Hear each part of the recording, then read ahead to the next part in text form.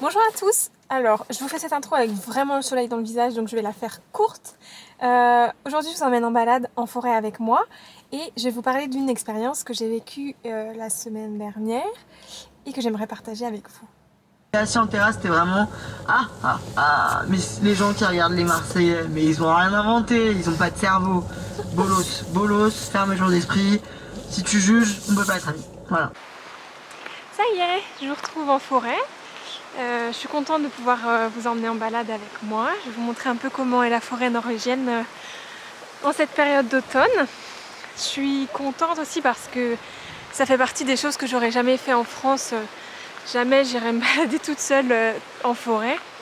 Alors qu'ici je le fais et je suis tranquille, je suis en paix quand je me balade, j'ai pas peur, donc c'est quand même un gros avantage pour moi. Je vais trouver un petit coin sympa où me poser et je vous raconterai ce que j'ai vécu la semaine dernière.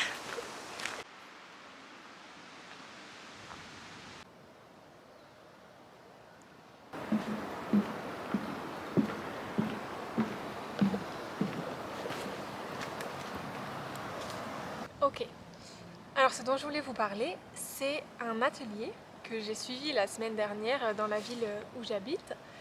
Et c'était un workshop composé de 3 étapes. La première, c'était une cérémonie de cacao. Ensuite, on avait une séance de breathwork. Et ensuite, on avait une séance de danse extatique. Euh, Pourquoi je me suis inscrite à cette séance? C'est parce que j'avais entendu parler du breathwork avant par Chloé Bloom.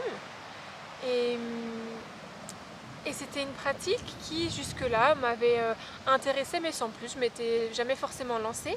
Et quand j'ai vu qu'il y avait cet atelier dans ma ville, je me suis dit bon allez, c'est le moment, on va tester, c'est l'opportunité. Et donc j'y suis allée, on a eu cette cérémonie du cacao qui était déjà une première étape, qui nous mettait vraiment dans l'ambiance, euh, qui, qui était une première étape pour se connecter à soi. Le breathwork, quand il a commencé, on était tous allongés sur des tapis de yoga et on a commencé à avoir un certain rythme de respiration qui était guidé par une facilitatrice de breathwork qui s'appelle Ingunn Iterhus, qui est à Oslo, pas très loin d'ici. Et dans quel état d'esprit j'étais, je me suis dit que j'étais vraiment prête à me laisser aller, à lâcher prise et à vivre cette expérience pleinement que je m'offrais. C'était vraiment un moment pour moi. Et donc assez rapidement, je commence la respiration et je sens les émotions qui montent et je me mets à pleurer.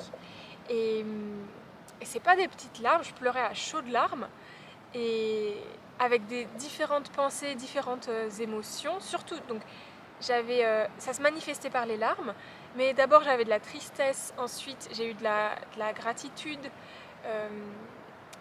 pour moi, pour mes proches, pour ce que j'ai pu vivre dans ma vie. Euh, et donc ça m'a fait monter des émotions en fait.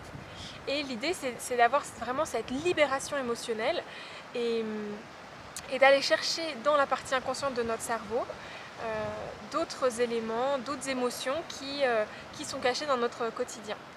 La base du breathwork, c'est de changer les échanges gazeux par la respiration dans notre sang et donc dans notre cerveau, qui est alimenté aussi par l'oxygène de notre sang, et qui va en fait nous donner accès à d'autres parties de notre conscient et inconscient.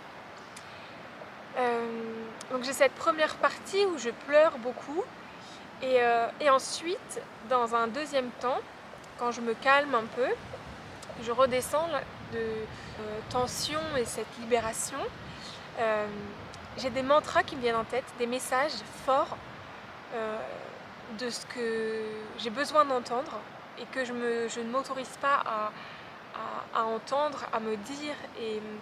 Et c'est comme si je me donnais des conseils. Ce qui est très impressionnant, c'est que donc déjà, nous, on vit nos propres émotions et c'est déjà assez impressionnant, mais on le fait dans une salle où il y a peut-être 10, 15, 20 autres personnes qui passent à travers ce même processus. Et donc il y a des personnes donc, qui pleurent, il y a des personnes qui rient, il y a des personnes qui hurlent.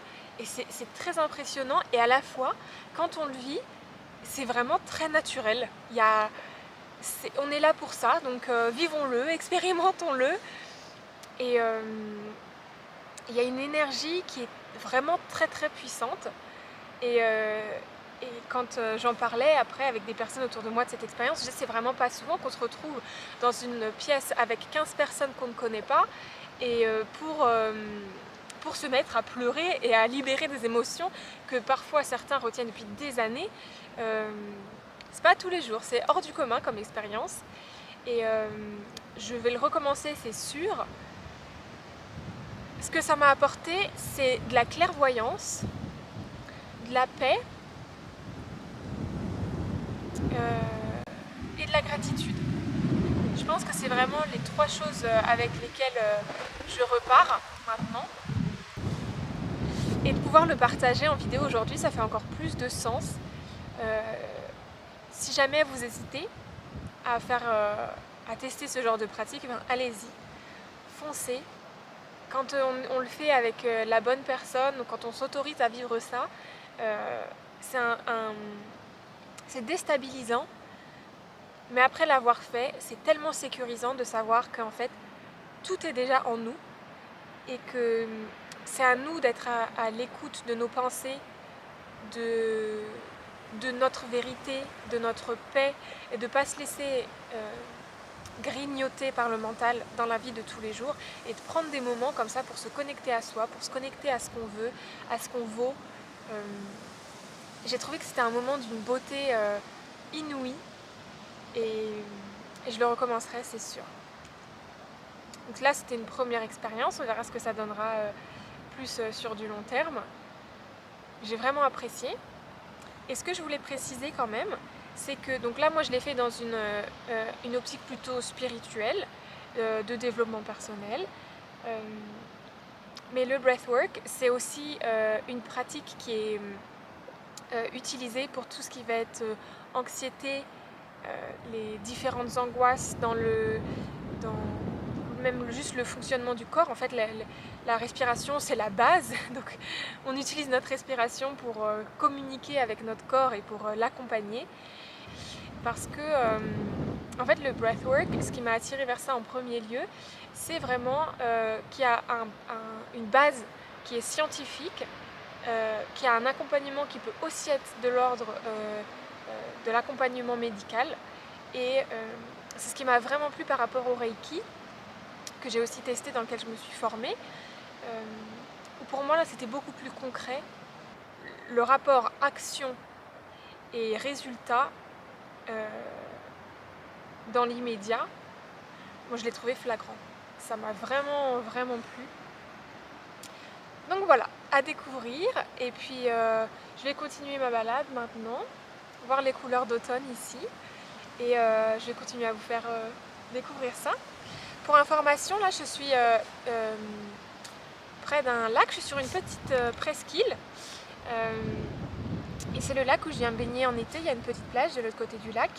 Et il n'y a pas beaucoup de plages de sable, de vrai sable ici en Norvège. Donc c'est beaucoup de baignade dans les lacs, dans les fjords. Voilà, mais c'est pas les plages de chez moi en Bretagne. Et ça, c'est sûr que c'est différent.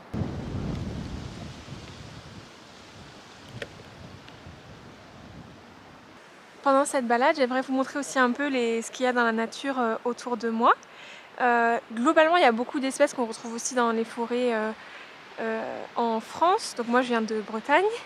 Donc j'ai des fougères, des bruyères, du chêne, des marronniers, beaucoup de pins, de sapins.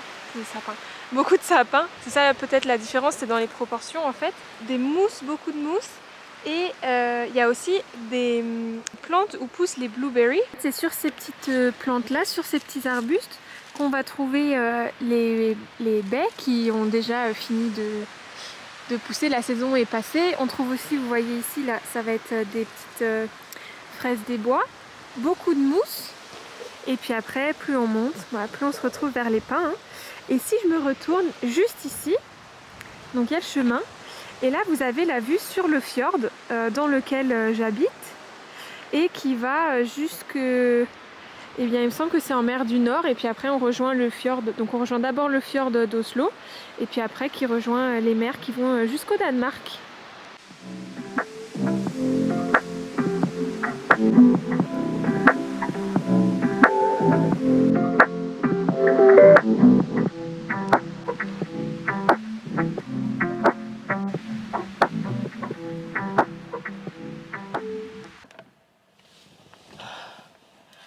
Oh purée! Ouh, il y avait du vent! En France en ce moment il fait 30 degrés mais ici c'est l'automne.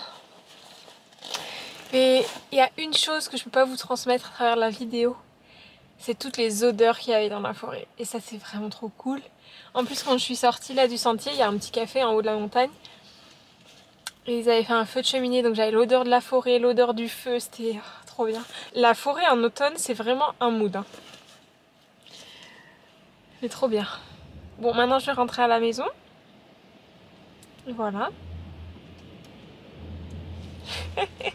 À bientôt.